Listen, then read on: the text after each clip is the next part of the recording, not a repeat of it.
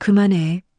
남자의 외침과 함께 김치 대야가 바닥에 내동댕이 쳐졌다. 빨간 양념이 사방으로 튀며 마당을 뒤덮었다. 이웃들이 놀라 창문을 열었다. 시어머니가 비명을 질렀지만 분노한 남자는 멈추지 않았다.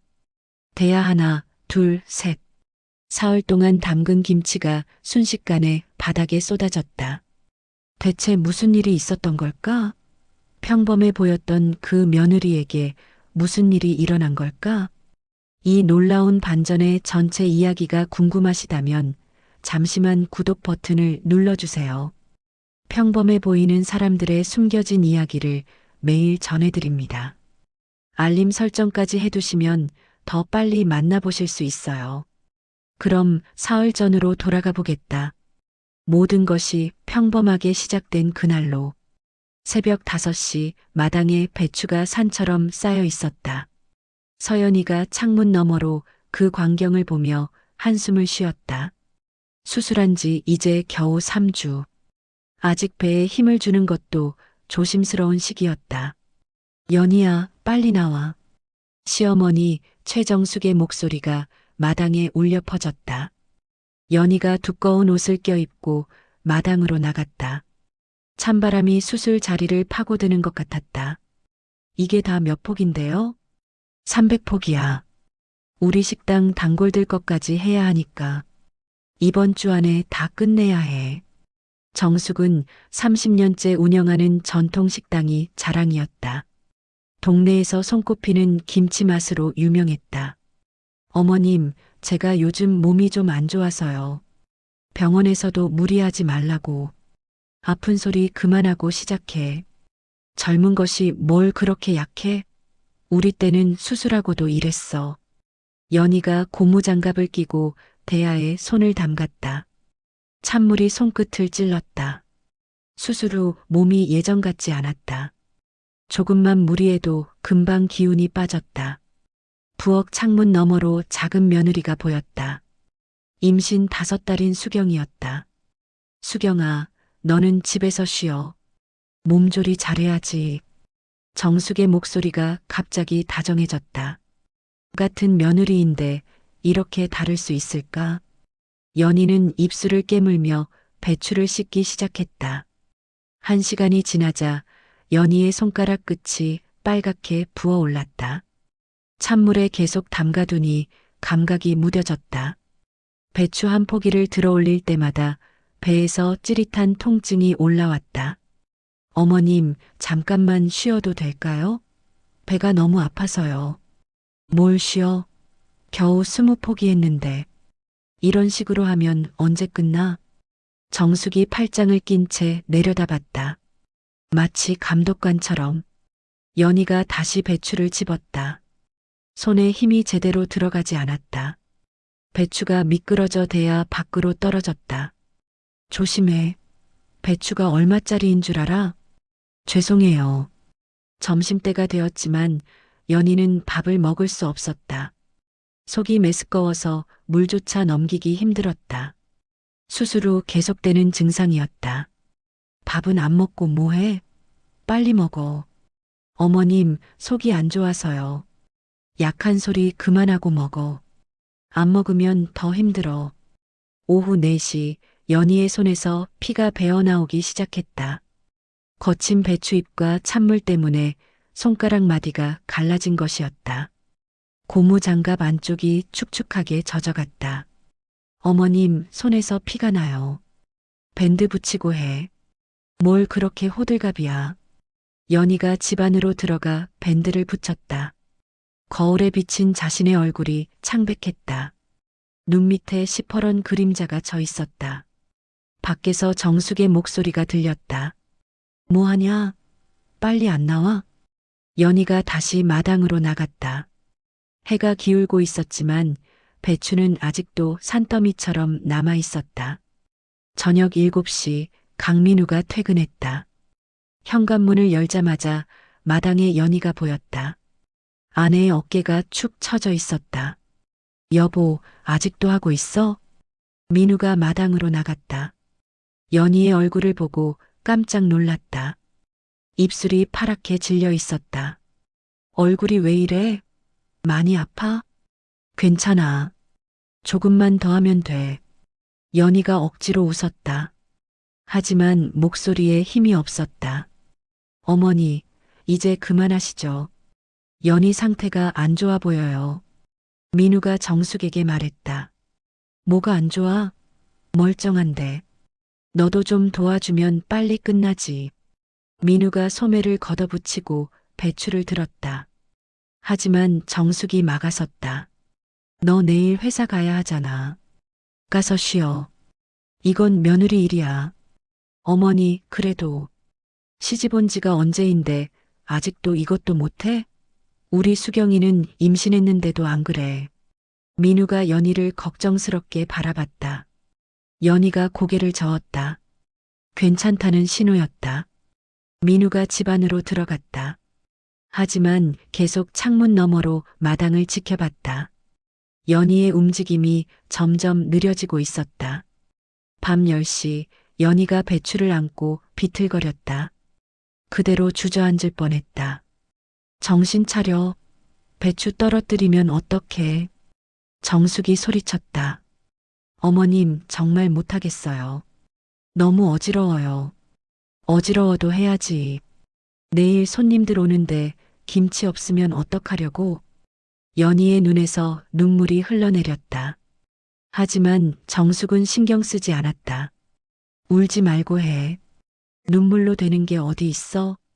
민우가 더 이상 참지 못하고 밖으로 나왔다. 어머니, 이제 정말 그만하세요. 내일 하면 안 돼요? 내일은 양념 만들어야 해. 오늘 이거라도 끝내야 한다고. 민우가 연희의 손을 잡았다. 손이 얼음장처럼 차갑고 축축했다.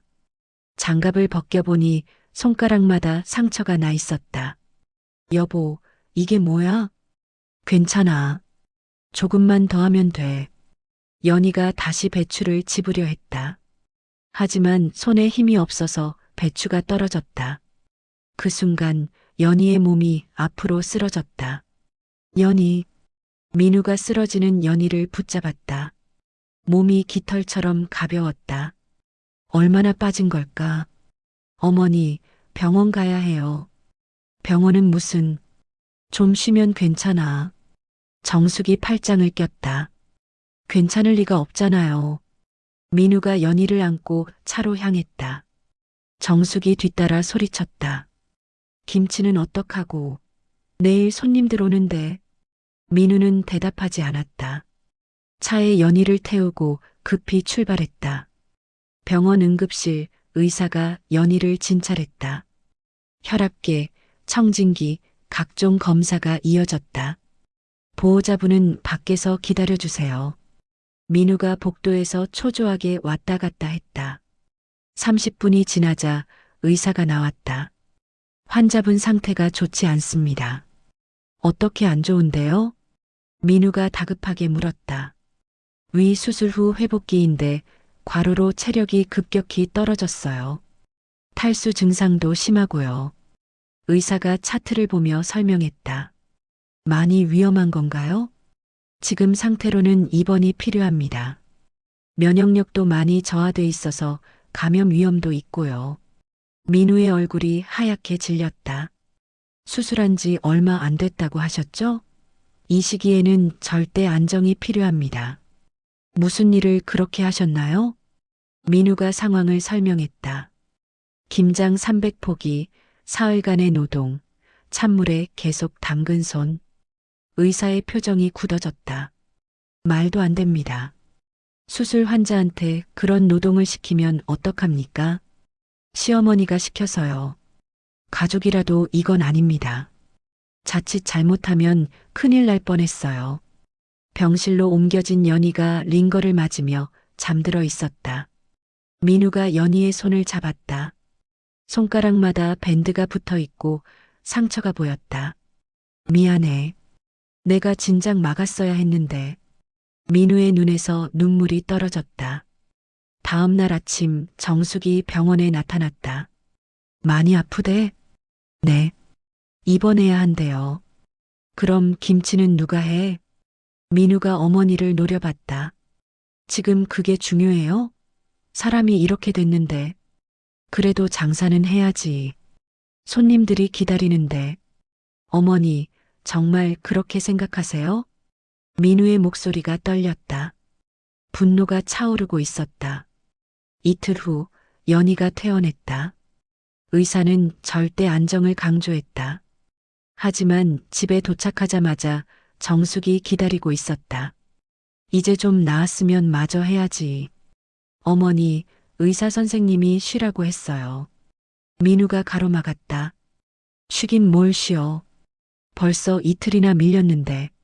손님들이 김치 언제 주냐고 난리야. 정숙이 마당을 가리켰다. 아직도 배추가 100폭이 넘게 남아 있었다. 어머니, 다른 사람 시켜서 하세요.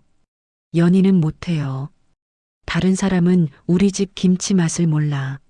며느리가 해야 해. 연희가 소파에 앉아 고개를 떨구었다. 온몸이 무거웠다. 일어설 힘도 없었다. 민정아, 어서 나와. 오늘 안에 끝내야 한다고. 정숙이 연희를 재촉했다. 어머니, 지금 정신이 있으세요?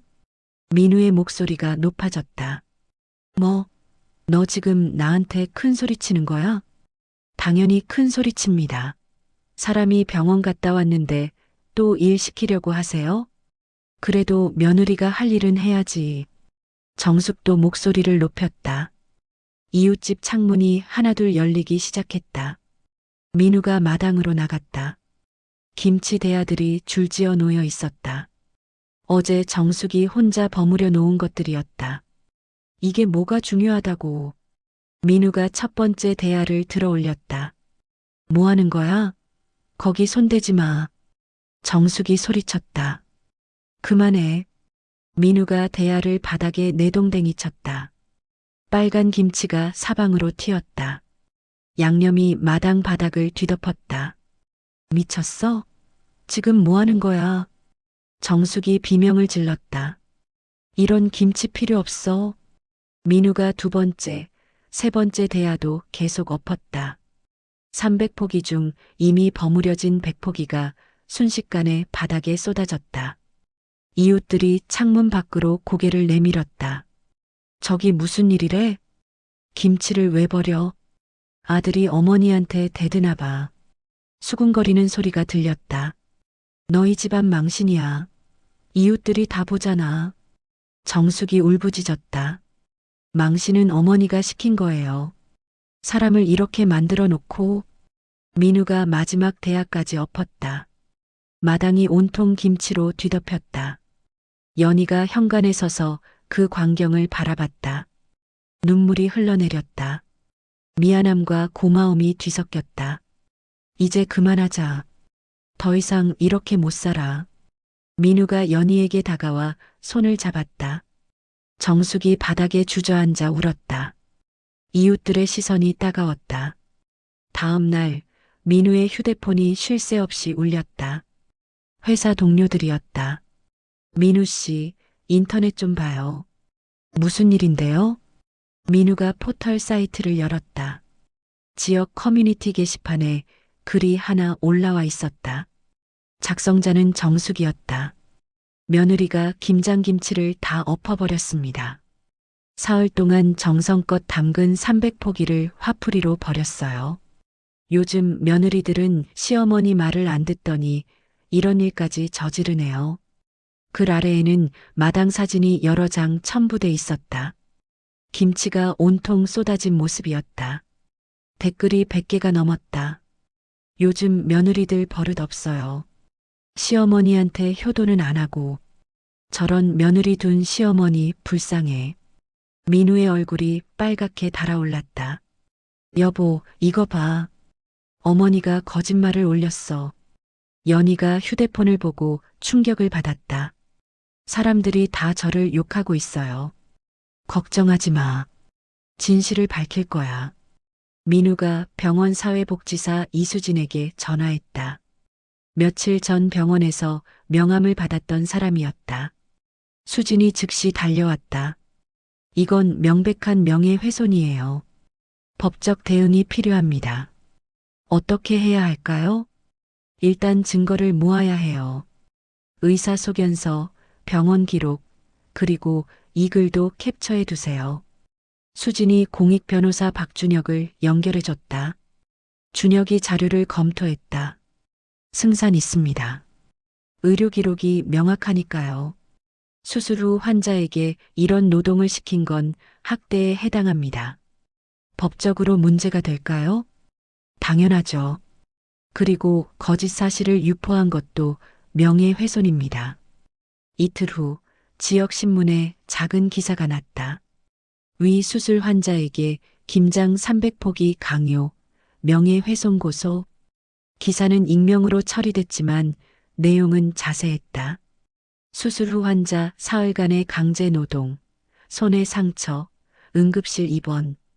댓글이 달리기 시작했다. 이건 너무 심한 거 아닌가요? 수술 환자한테 300포기라니. 전에 그 며느리 욕하신 분들 어디 갔어요? 여론이 조금씩 바뀌기 시작했다. 정숙의 커뮤니티 글에도 다른 의견들이 달렸다. 며느리가 정말 나쁜 건가요? 뭔가 사정이 있을 것 같은데. 수술 환자였다면서요? 정숙이 당황해서 글을 삭제하려 했다. 하지만 이미 수백 명이 캡처해 둔 상태였다. 민우와 연희는 변호사 사무실에서 고소장을 작성했다. 이제 진실이 밝혀질 거예요. 준혁이 고소장에 도장을 찍었다. 긴 싸움이 시작되는 순간이었다. 석 달 후 법정에 섰다. 판사가 판결문을 읽기 시작했다. 피고인은 수술 후 회복 중인 며느리에게 과도한 노동을 강요했으며 이후 사실을 왜곡해 명예를 훼손했습니다.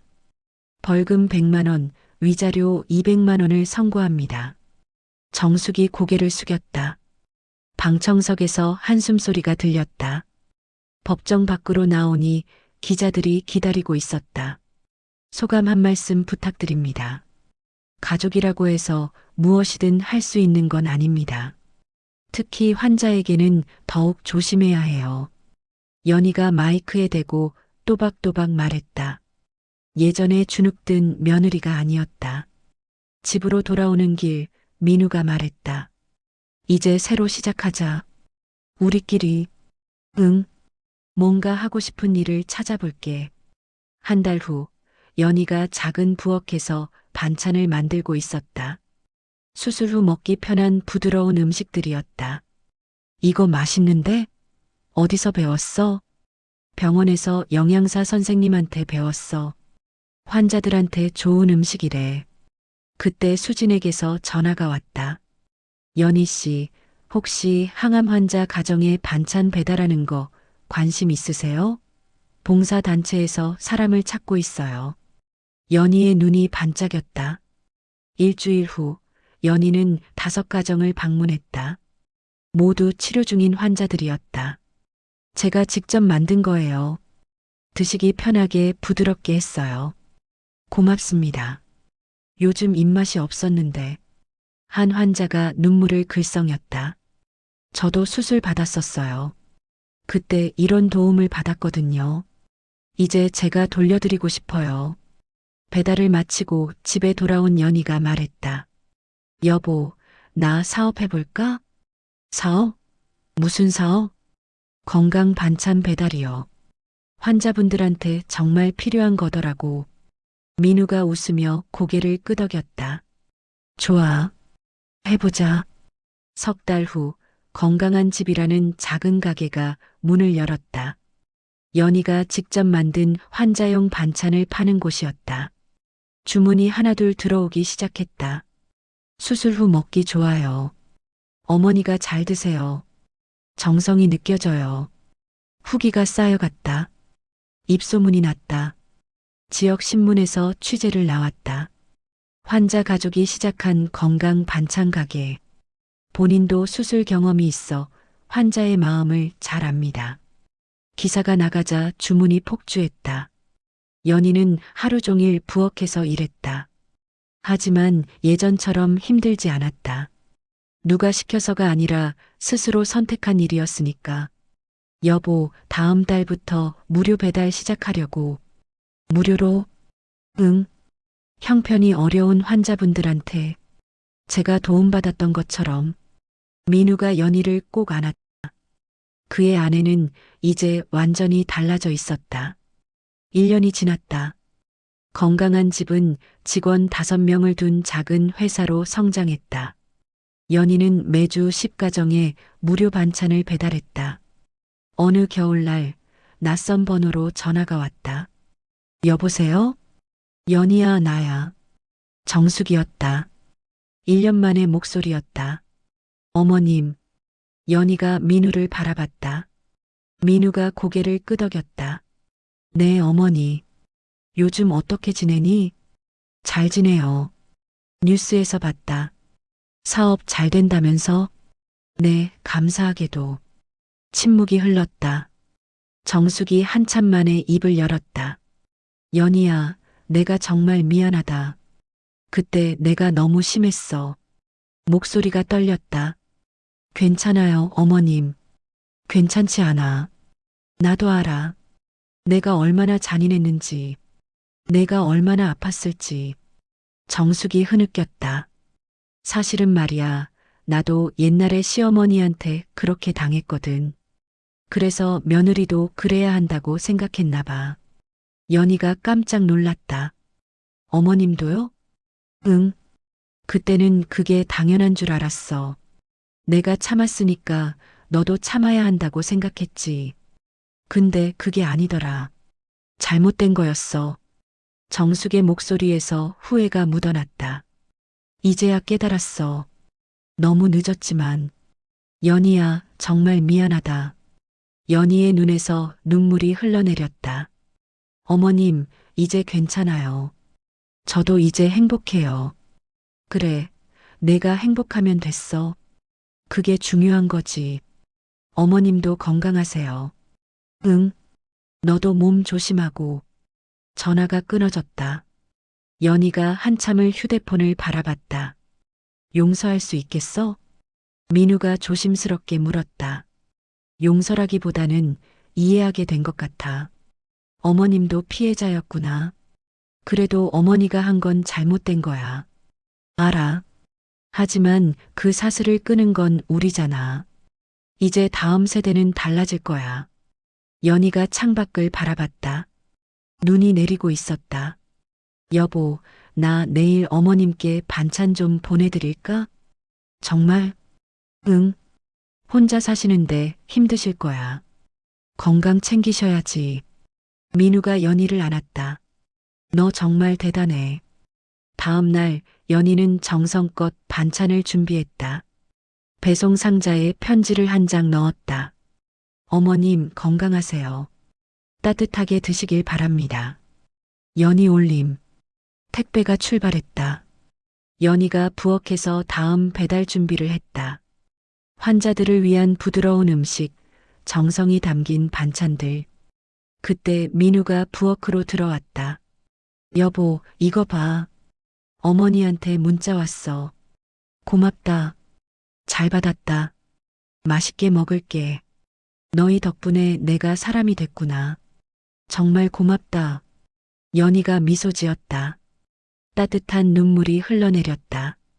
이제 진짜 끝난 것 같아. 응. 새로운 시작이야. 창밖으로 눈이 조용히 내렸다. 하얀 눈이 세상을 새롭게 덮어가고 있었다. 상처도 아픔도 모든 것을 덮으며